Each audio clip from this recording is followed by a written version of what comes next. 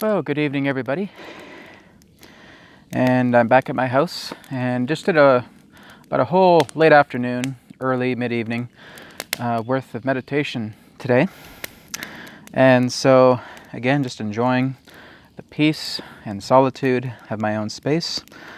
Again, when I went to Rathtrevor Park today, I did another Kundalini meditation. I was talking about earlier how I was seeing the white Kundalini serpents and that they were kind of brewing in the area of the sacrum.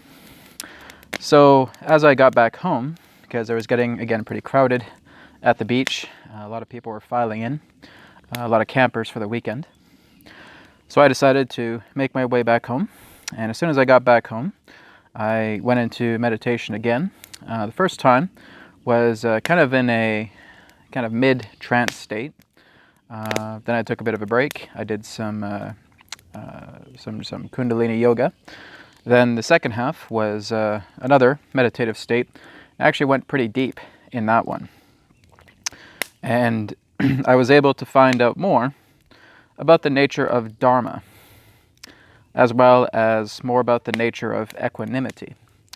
And so I wanted to gather all of you who are watching this now around the campfire. And I thought the best thing to do as a campfire is going is to tell a campfire story. And if many people really like the idea of the spiritual teachings by the campfire, and this is something I'll do a lot more of, since I do go for campfires a couple of times each week in my backyard. So this will be the tale, the story, my perspective of Dharma that I'm going to be telling to the fire, and of course, for all of you to overhear it. Now, there are many different perspectives as it relates to Dharma. There are different cultures that have different meanings relating to what Dharma is. And again, just from my perspective, is just one insight of that idea. When we look at Dharma, we're looking at that which is equilibrium on a universal level. How do we get equilibrium on a universal level? How is it that Dharma itself is so good at balancing the scales within the universe? Well, in order for us to have these scales, we need chaos and we need order. And very much to like what we have been experiencing on the planet for many, many thousands of years, there have been moments of chaos and moments of divine order. But whenever a planet such as Earth attempts to fall out of balance with the equilibrium of Dharma, there will become avatars that will incarnate upon the planet. Many of these avatars are hybridized, which means that they usually have off-world assistants, beings from higher dimensions, from immortal realms, from pure spiritual consciousness, that will bond together with this particular body based upon its specifications of how the soul decides to come onto this plane. So there needs to be prerequisites in order for that avatar to incarnate into an earth human body, being able to carry out their tasks as an avatar. Now, many of them will follow prophecies that were given before their arrival, perhaps many decades before, many centuries before, or perhaps even a couple of millennia before. But once that avatar enters that body, they now start to fulfill the Dharma as it relates to their own life path. When we really look at not only the avatar's life, but through our own lives as well too, there is really a flip side of the coin on what we are able to create and manifest with ourselves. One person, in the aspect of determinism, can be seen as a great prophet, a great saint. But there's always an opportunity for that coin to flip, in saying that they could become a sadist, they could become a tyrant, a dictator. And of course, it is up to the energies of the collective consciousness, and to which those avatars align to, that therefore determine their alignment. Avatars themselves have the ability to fall from grace also. We could also look at some avatars that again chose the harsh path, right? If we're looking at Genghis Khan or Napoleon and all that, all of them had the opportunity to become powerful avatars. They all had the ability to become spiritual leaders. Because their leadership was so strong, because they were so powerful, many of them wanted to get involved with war in that sense, feeling that that is what was needed to retaliate upon the collective consciousness of their own country or countries surrounding them at that time. Nonetheless, the avatar will come in, and there will be the guidance that they receive that will allow them to follow a path that could truly be divine, based upon how they are able to see themselves. Now, many of these avatars that come about, we have had countless avatars throughout millions and millions of years here on this planet. And especially now, in 2018, we have had so many avatars on this planet, it's basically set a record within our history. There are now thousands, perhaps even millions, of avatars that are here. And these avatars are working towards bringing in the dharma. They are dharmic teachers. And so the dharma is the equilibrium of cosmic order. It is the aspect of divine truth. Now, is it true that the primordial aspect of the dharma is really only meant for the avatars? I would say that at one point it really was. If we're looking at Buddha, if we're looking at Jesus Christ, to those particular beings, Krishna, Muhammad, all of them, they came here for a very specific reason. And their aspect to where they could have ruled a kingdom, or they could have been heirs to, again, lots of land and rulers in that way, was certainly possible. But it was actually because of many of those souls' past lifetimes where they learned the hard way, because many of them in those ancient lifetimes were rulers, were kings, and they were now realizing that for them to come back again as an avatar, they needed to move into the alignment that was in true harmony together with the one infinite creator, with the great Father. And so they came through and they performed their tasks. And so now here we are in 2018 with this incredible unfolding of consciousness that is going to take us into the next dimension. And we have so many amazing beings on this planet. And the vast difference between the avatars of old and the avatars of new is that many of these avatars have come into modern society. They have started living the ways of modern society. They have started to harmonize the degree of what they have learned in the old paradigm, and they have now started to shift it through the new paradigm by getting involved, by throwing themselves into the gunk of modern society. And they do this to work in harmony, to balance that of the Dharma, to balance the scales of cosmic order. And how do you really do that as an avatar? Would I consider myself an avatar? I couldn't really answer that. That's all based upon the experiences that I deliver for others to say on that, in that way. Have I met other avatars on this planet? Absolutely. Yes, quite a lot of them actually. Both, again, in modern society. Some of them, again, may just be in the East and in certain levels of seclusion. But through the will of the Dharma, that again is all about yin and yang balance, balancing the scales. When we come onto this planet as an avatar, we again are given that head or tails choice, really, looking at it from the black or the white. But again, it can represent that of two paths that can genuinely unfold, is that we can either very deeply work upon ourselves and be harmonious, help others, work with the earth and do not harm. Second can be that we can forget others, that we only want to develop an ego. We want to harm everybody, and we want to harm the environment. And all of us are given this choice. Avatars only come in when there is a need to rebalance a planetary alignment of people's mentality, of the sociological, political structures, monetary structures, etc.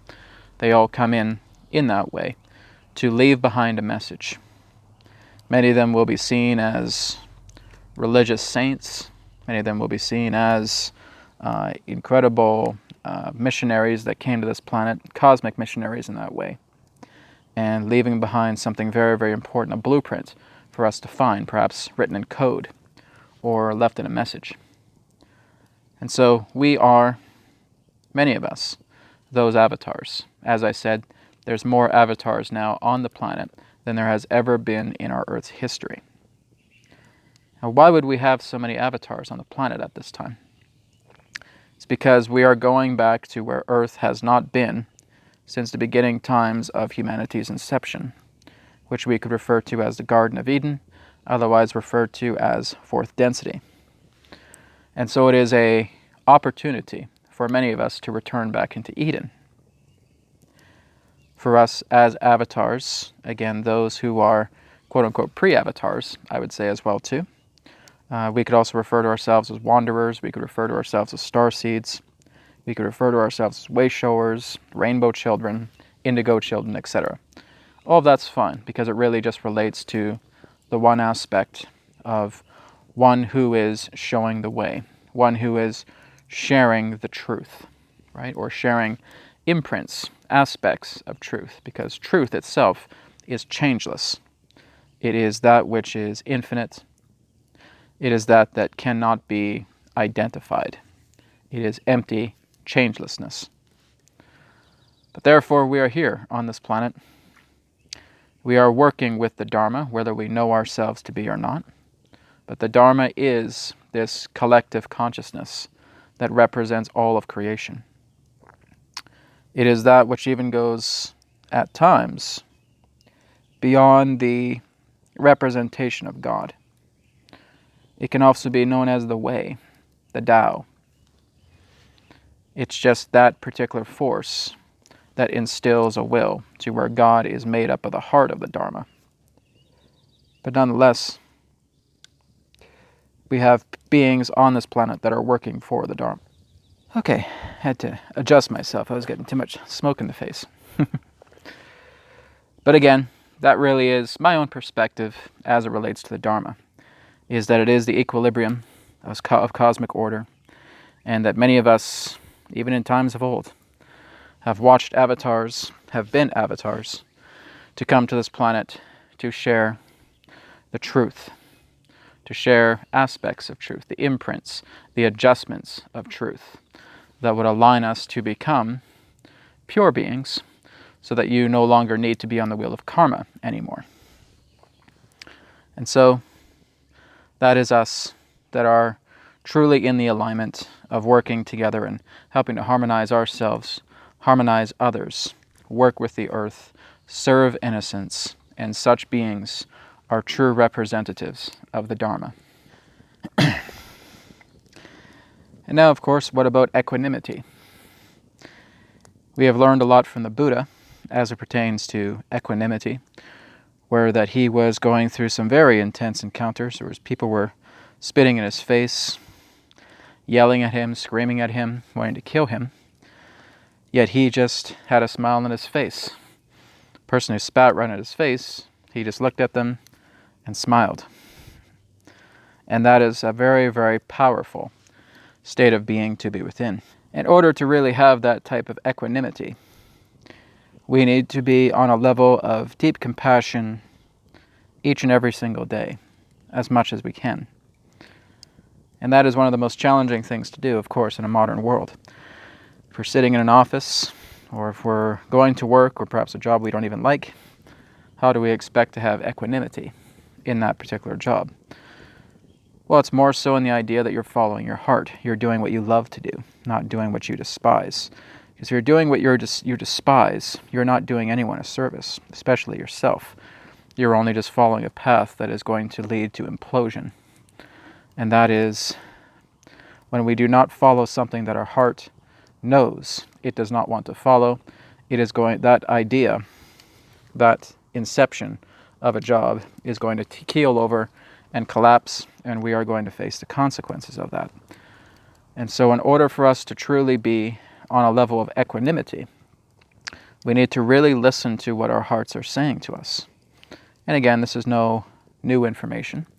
This is something that I have been talking about for many years on my channel, is being able to open up the heart, listen to it, sit down, and decide what is it that I want to create? Who is it that I truly want to be? What is it that brings me joy? And if I am not following that joy, what can I do through myself to move upon a path that complements who I am? We have to ask these questions. And this is, again, one of the reasons why I did this master fasting forced practice. Not because I don't love what I'm doing, I absolutely do. But what I discovered was that I was very deeply entrenched in technology. That I was on the computer all the time, every day, checking emails, working with people, which I love. I love doing my sessions. I love doing all the services I provide. But it's being able to know as well the importance of returning back into your humanity, of bringing humanity and your true spiritual self back in order. And so as this is the second day of the Master Fast, I'm super happy with it. I've been able to connect with nature a lot more than I ever have. I've been able to spend more time with myself than I ever have in my entire life, because there was always a distraction. Even when I was younger, there were always distractions. There was always the idea of I had to focus my attention on somebody else. I had to focus my attention on work. I had to focus my attention on this task, on this hobby, on this interest. And I was never, ever going into myself. And then when I first started the spiritual path, I started doing some meditation, but again, it was in small portions. I think if I was working on channeling, it was only for about an hour or so per day. And now here I am, these full 2 days, pure focus on myself, because that's the important part. And so to develop equanimity is to really have time for yourself. If you want to develop a compassionate heart, how do you expect to do that when everybody else is grabbing your attention? Or if you are attempting to put all of your attention into other affairs that exclude your own inner being. And so your inner being requires that focus. It's about being able to spend time. Again, if it starts off small, that's great. But being able to work up on it, right? Being able to really start to share yourself on a higher level of consciousness, where each and every day you are putting a little bit more and a little bit more effort and a little bit more effort into just being in your own space, being with yourself, looking into a lot of your creative processes, looking into something that makes you happy, something that really reflects your innerness. One of the things about the Master Force Fast is that, I'm not reading books of other people, right? I don't want to. A lot of people say, well, just go inside and read a book, and that can really help you with yourself. No, it doesn't actually. It's more so in the idea that you're picking up a book and you're reading, but you're reading someone else's story. You're not reading your own, right? So it's when you pick up a canvas and you start making this beautiful masterpiece on this canvas with all these paints, that is true exploration of self. When you are sitting down meditating, when you're doing yoga, when you're doing qigong, when you're doing all of these inner practices and inner hobbies and interests and loves, that is what's going to bring you into a state of eventual equanimity, is having so much compassion for yourself that the rest of the world will naturally receive all of that compassion. You're being compassionate because you're making time for yourself. You're being compassionate because you're making time for yourself. You're allowing yourself to grow. You're feeling a very deep state of love for who you are. And this is what Buddha did. This is what Jesus did. This is what all of them did, to really feel that love and compassionate heart, to want to work together with other people, because they see the divinity within themselves. They see the God and the goddess within themselves. And that's what allowed them to, over time, completely saturate themselves with so much love, with so much compassion. There was not even an inkling of room for the feeling of despair, or the feeling of anger or aggression, or again, abandonment, rejection, and abuse. All of that was harmonized through many years of practice. It's not something that's just going to come overnight. And so when you're really looking into the aspect of equanimity, where no matter what anybody does to you, with no matter the type of people that you experience, or the situation or event that you're in, you are looking at it with compassion. You're bringing so much heart, so much love, so much sweet compassion towards everybody and everything within your reality. See, even when the campfire smoke is going right to my face, I'm bringing love to the fire. And that's it. That's the idea of equanimity. Compassion is the companion to that degree where you are no longer in a state of disturbance or in a state of being riled up by the ego. All there is pure compassion, pure heart, and pure love for all that is.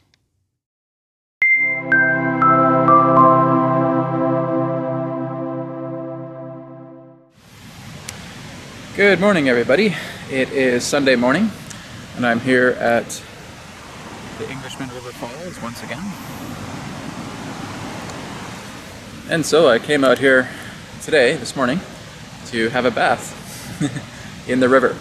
And that was one of my big intentions when I first started to do this 3-day fast, was to just jump in the river, not in the form of a mean way, but go jump in the river, no. But having just a nice kinship connection with the beautiful flowing river here. I've even been able to just go in and jump in and take a drink as well too, as a lot of the water here is just very pure, mineralized naturally. And so it's almost like a spring as well too. I've actually come down here just the week before and the week before that as well too, just to get water. And the water is absolutely incredible. So in order for me to do this morning, I'm going to be doing the Tumo technique. So I'm going to show you guys again a demonstration about how the Tumo is done. I don't think I'll be able to set up the camera. There's nowhere to set the camera up around here. Really just a bunch of jagged rocks and all that. So I'm going to just kind of do a before and after in that way. So when we're starting the Tumo technique, there are 3 important parts about the Tumo. Now I've also done an event on this that you can actually find on newearthacademy.online about learning Tumo. Really, we're doing 3 important things. The first thing is posture, making sure we're aligned appropriately. Second part is breath. Third part is visualization. Okay? So as you get good, your posture can change. You can naturally just start to do walking Tumo as well too. But as we're just starting out with Tumo, we want to do it in a type of seated posture. Okay?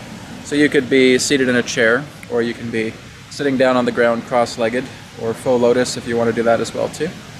And the first thing we're going to do is, as we have that posture, we're just going to close our eyes, take a deep breath in, and clear it out.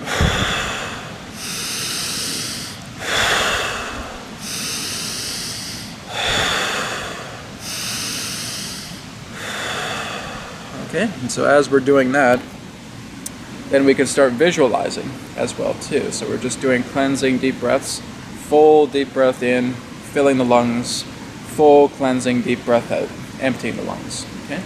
There's also another breathing technique that's kind of more intermediate, where you're doing a full deep breath in, and then you're doing 2/3 deep breath out as well too.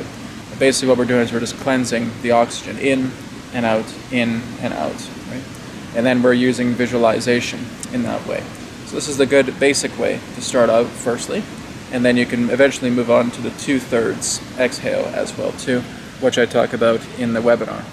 So again, just doing the breath, making sure our posture is good, doing the breath,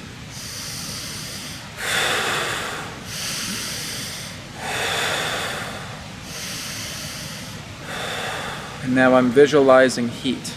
I'm visualizing the core of my lower dantian getting hotter and hotter and hotter, like an amber stone. Okay? And what I'm also doing is I'm visualizing two channels. The two channels, two nostril channels that are coming down, and then there is a central channel. Okay? So as I'm breathing in, I'm putting that energy into the lower dantian, and as I breathe out, feel like I'm breathing out fire. Right? So into the chamber of the dantian, breathing out. Okay? And now I'm just imagining that as I continue to breathe in and breathe out, that amber in the navel, in the lower dantian, is getting hotter and hotter and brighter and brighter. And it will feel like your entire skin is turning red. It's almost like you're looking at yourself as a heat element on a stove, right? You're just getting hotter and hotter red, right? So it's becoming red hot. And you may have also start to visualize that steam is coming out of you as well too, right? So it's like this big sun in the lower dantian that's getting hotter and hotter and hotter, brighter and brighter and brighter, and it makes your entire body just red hot. And even the cells in your body turn into like miniature suns, right? And you're feeling this incredible heat sensation. Now, if it's a very cold environment, which this is not, it's actually a pretty nice day. It's maybe about, I would say it's a warm day. I'm on the Celsius system, so for Americans, they might get confused. I'd say it's about 20 degrees Celsius here, so that's probably close to about 68, 72 Fahrenheit, I guess, somewhere around there. So it's a pretty clement day. It's not too bad at all. And so when you go into the water, it's just kind of a cool water. It's not too bad either. But again, you're just oxygenating yourself. Deep breath in, deep breath out. Get that visualization going. Focus on your lower dantian, okay? Or you can focus on the navel chakra as well too if you want. And again, you're just imagining that it's getting red hot, right? Just like a super hot amber is inside your lower dantian or navel chakra. And you're just feeling that energy expanding, getting brighter, getting hotter, and your whole body just turns bright red. You're just feeling it within your mind, right? And it's like, again, that steam is coming off your body. And you can even take it to another level as well too, is almost you can feel like little bits of flames are coming out of your skin as well too. And that visualization really helps. When I did this for the VHX, what did I say? No. Try that again. When I did this for Viceland TV, that's what I did. I went inside and I just did this incredible deep breathing, deep visualization exercise, and I wasn't cold at all. I felt the cold air around me, but I wasn't affected by it. It wasn't penetrating the skin in that way. So that's what you'll feel. You go into a cold environment, you know it's got cold air, you're feeling this coldness all around you, but you're going into that state, you're energizing the lower dantian, you're making it hotter, you're making it brighter, and your entire body just feels like it's red hot, right? You can just dip yourself right into an iceberg and you'd be fine, no problem, right? That's basically the intention you want. Now usually you'll become hot after about 25 full deep breaths, okay? After 25 full deep breaths, hold your breath for as long as you possibly can and then release it, okay? Take a full deep cleansing breath again and repeat another 25. Hold your breath as long as you can. Full deep breath in and out. Repeat another 25. Hold your breath and then jump in.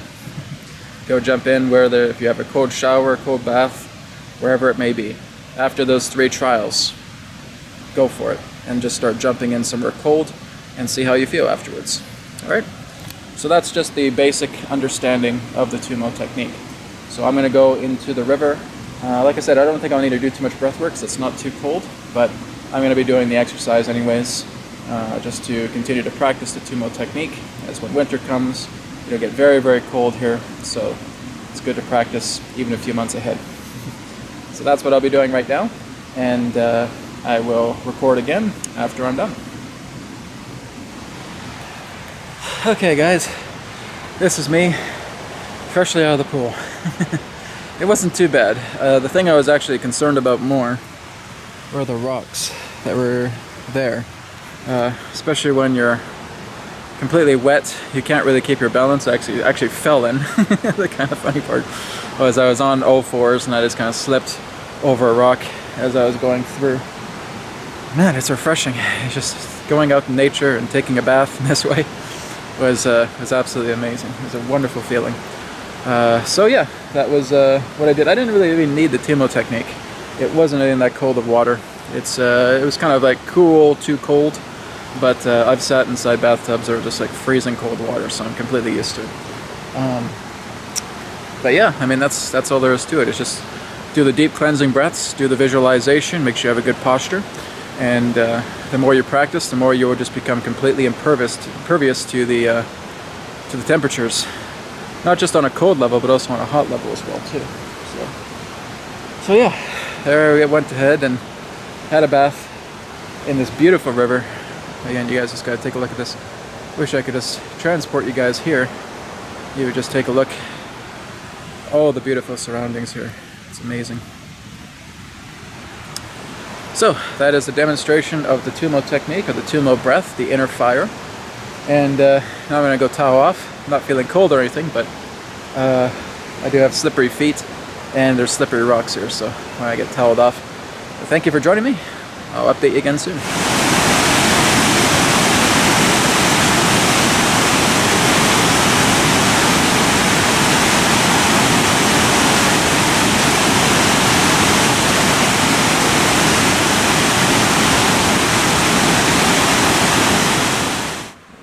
Hey everybody, back on Rathtrevor Beach. Such a beautiful day. And just finished another large round of Qigong practice, about another hour's worth today. And I was just sitting here doing, again, a nice quiet meditation. And the meditation I was doing today was more so kind of like a chiseled, still meditation, right? Just almost like you're made out of granite, or that you're like a marble statue, just keeping as still as you possibly can, and just following the breath, breathing in, breathing out, nice and gently, nice and soft. And so that's been my kind of theme for the meditation today. I'm not going too deeply into the Kundalini today. I'm not going too deeply into Vipassana. It's more so just the idea of just keeping yourself still, finding a center of balance, and just being able to synchronize with nature around you. And that's just what I refer to as the stillness meditation, or again, imagining that you're like a granite statue and you're just connecting with nature, you're feeling the breeze, you're hearing the ocean, you're hearing the birds chirping, everything around you, and you just become the aspect of that nature altogether. I always find it very interesting whenever I'm doing a video. There's always bugs flying around. I think there's a lot of insects really like the camera. So I've noticed that the last couple days. Bugs coming like flying right into the lens. But this is again what I'm doing today is just I've gone to 2 parks already. So I was at the Englishman River Falls this morning, enjoying that nice little bath I took. And then this afternoon, just enjoying the beach breeze. And then in about the next hour or two, I'm going to be going over to the Englishman River Park, and that's the largest park in the middle of the island here. So I'm going to be checking out that park and see what comes together. I don't really have anything planned for that park yet, but maybe find a nice meditative spot. Maybe do some Kundalini yoga there as well too. But right now, I'm just enjoying the beautiful ocean breeze. Just enjoying the scenery. It's absolutely beautiful here. Couldn't ask for 3 more perfect days. The weather has just been amazing all 3 days, through Friday, through Saturday, and now through today. And again, just doing this fasting all the way up until midnight, and then after midnight, the fasting will be completed. I'll enjoy a nice rest, have a nice sleep, and then in the morning, checking everything back up with the internet, with the phone, all that stuff. So getting back into the flow, but again, just kind of taking a day, because I probably have a lot of emails when I get back, and get everything rolling again on Tuesday. But this has really changed me a lot, and this evening I'm going to be doing a kind of a summary conclusion update, and but really just throughout the past 2.5 days, I've really recognized the importance of really just being able to balance the work time, working with others in that way, and also being able to put a lot of effort into taking the time with yourself and being able to really do these practices, feel your energy, feel your state of being, feel the peace that is within your heart. That's what I've really realized here. So I will be talking more about that this evening. So I will wrap this up now, and I will do my next update when I'm at the Englishman Park. All right, thank you very much. Alright, here I am at Englishman River Park, and I'm not able to go that way where I usually go. There's a fire department training session happening, so they blocked off most of the park. But I just came into a new trail, and just found this. This is, I wouldn't say a bottomless pit, but a very, very far pit. All the way down. So, I'm not too sure where to go through the park. I'm just going to have to do some wandering around. But it sucks that other trail is blocked off. So that's where there's like really nice areas. There's almost formations that almost look like caves, but not quite. But it looks really, really nice. Damn. Okay, well, I'll just do some exploring and see what happens here in Englishman River Park. Alright, so this is Englishman River Park. That's the bridge I used to come over here. I'm not sure if I'm going to do any internal exercise here. I'm just going to kind of wander around, but this looks pretty cool.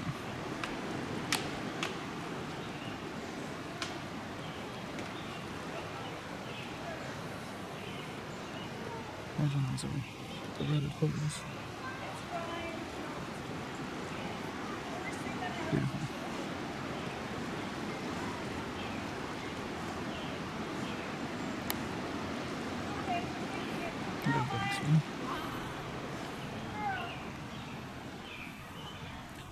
Yeah, it's a beautiful spot, just that most of the park got closed down because of this fire department drill they're doing. But, see if I can find an alternative route. If not, just go back to my place and do some more internal work.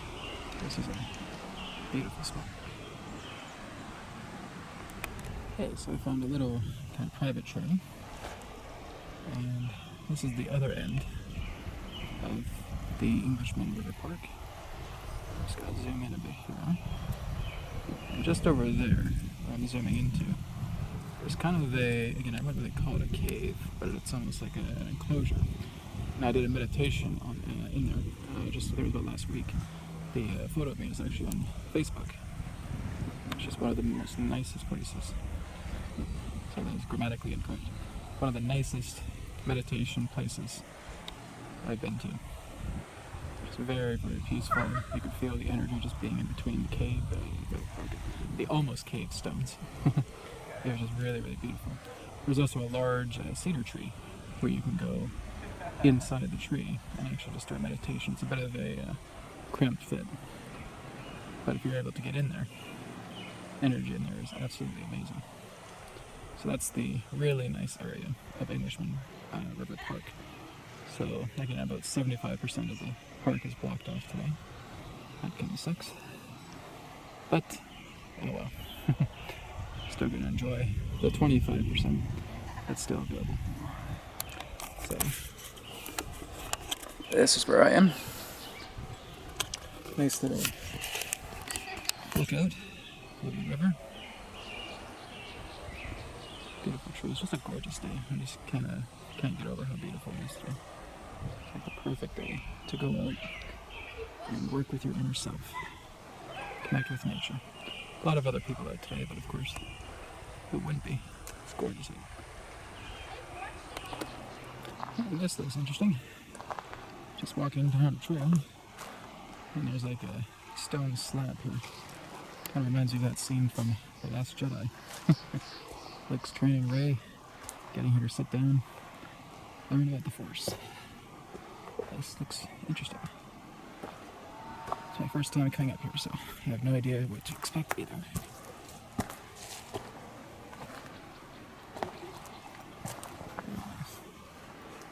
Beautiful outlook of the river. It's gorgeous, man. Climb up here. Oh, very nice.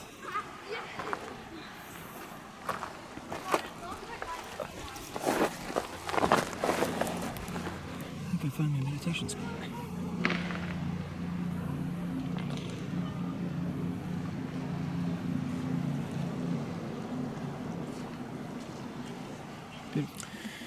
Hey everyone, as I'm getting closer to the end of my fast, one of the things I wanted to talk about that I've experienced through this fast, that you may experience as well too, again, we can refer to it as the Master Force fast, or again, another good term for it is the Inner Self fast. What I've discovered as well too is temptation, right? I can really see how deeply addicted I was to my computer, to having the internet, to having Wi-Fi, to having my phone, all of that. Because there have been a lot of temptations in saying, oh, Brad, you know what? It really wouldn't hurt if you took like 2 minutes just to turn on the internet, maybe just check your email, maybe check Google Maps to check out some areas. And I'm saying, no. Not even for 10 seconds, not even for 1 second will I turn on the internet or turn on my phone to activate these things that I'm so used to looking at digitally. It's not going to happen. So temptation, no thank you. You want to send your temptation love, of course. But this is something that I'm noticing so much. It's kind of like looking at those, the stories from a lot of the ancient masters, right? From Buddha regarding Mora, or Mara, I believe. Or Jesus relating to Satan, being out in the desert for 40 days, getting tempted by the devil in that way, right? And again, many other ancient masters through history who have felt that they have had this ego self tempting them and saying, come on, just don't worry about the fast, 5 minutes isn't going to kill you. If you go on the internet and, you go ahead on the Wi-Fi and you look into all these things, activate your digital technology. And I said, nope, it's not going to happen. I said I'm going to do this fast until Monday morning, right? So that's something that you're going to encounter. It's the same thing as if we're trying to get off an addiction to drugs or to alcohol or to smoking or bad food or anything like that. It's that temptation. It's like that withdrawal symptom, right? Getting off caffeine, for example, which is something I've done in the past as well, too. I used to be quite a coffee addict. And then just being able to get off that and maintaining this and saying that, why am I doing this? I'm doing this because I'm looking into the honoring of my inner self-reflection, right? So you will be tempted. You will certainly have temptation, especially with this day and age where the internet makes up our entire life, right? Our phones make up our entire life. Can you, within yourself, hold the courage to turn off that phone, to turn off the internet, and let yourself go into full self-reflection? That's the test that you're giving yourself. And if you're able to do that for the duration that you have chosen, that's the biggest pat on the back that I can give you, because that's not an easy thing for a lot of us to do in this modern age. So be mindful of any temptation that you may come across through this particular type of fast, because it can be very, very intense. But as long as you are steadfast in your goal and your intention, and you're working in inner self-understanding, then you are becoming a mighty, powerful soul. Blessings to you. Thank you, everybody, for tuning in to New Earth Teachings YouTube channel. Please feel free to visit our website, newearthteachings.com. Private sessions, digital courses, blog, free media, and a lot more. Again, newearthteachings.com. Thank you so much, and I look forward to speaking to you again in the next video. Take care.